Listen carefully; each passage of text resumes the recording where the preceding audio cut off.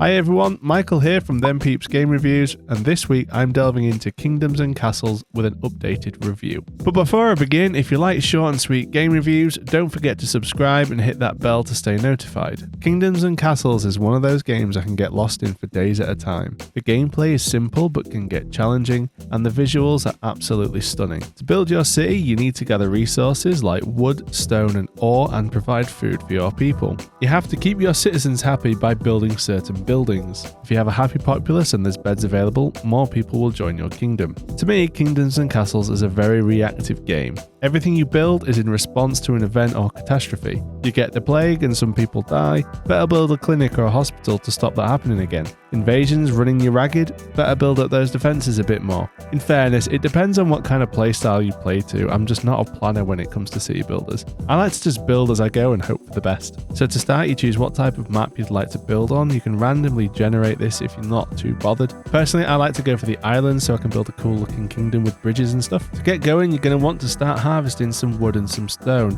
especially some stone. Stone is the lifeblood of Kingdoms and Castles. I can't think of many buildings that don't actually use stone. Once you've harvested your wood and your stone, it's time to start building some farms and working on your food production, and maybe some houses too for your people to live in. This is generally how most of the game plays out. You're always looking to expand, so you're always looking to get more resources so you can build bigger and better things. To keep your people happy, you're going to need to build certain buildings. These range from things to help with their health, as well as libraries to gain a bit of knowledge, or bathhouses to keep them clean. One of the nicest new buildings that they've added to Kingdoms and Castles is the Great Library. They've added research areas, so once you've built the library, you can research specific bonuses. I think this is really nice. It was definitely needing something like this. Your castle's upgrades are modular, so you can make it look however you want. I think this is a nice feature. I especially like the fact that you can build gardens now. You can make your castle look as regal as it deserves. From time to time, you get invaded by Vikings and dragons, and you'll have to build up your defenses to protect your kingdom. These can be archery towers or ballistas, or you can recruit a military to fight them off. The military recruitment and control is the main reason for me revisiting Kingdoms and Castles.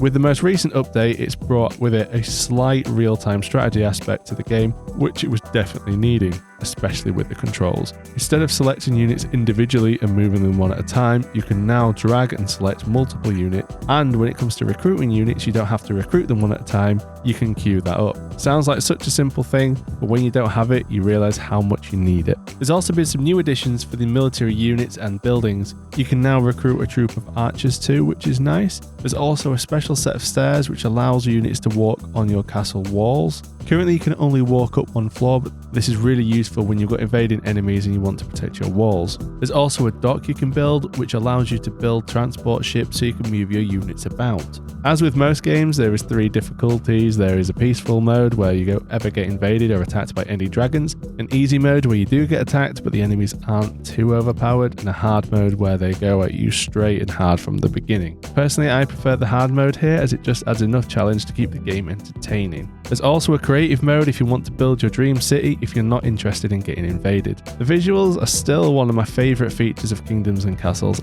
I absolutely adore the little peeps hopping about, especially the military units. It looks like they're always dancing. So in my last review, I gave Kingdoms and Castles a rating of 8.5 out of 10. The question is, has all the updates affected this rating? And the answer is yes. I'm going to give Kingdoms and Castles a 9 out of 10. They've really added a lot of depth recently, and I'm really excited for what's to come. If you haven't played it yet, go out and give it a whirl. Well, thanks for watching. I hope you enjoyed the video. Until next time, ta-ta for now.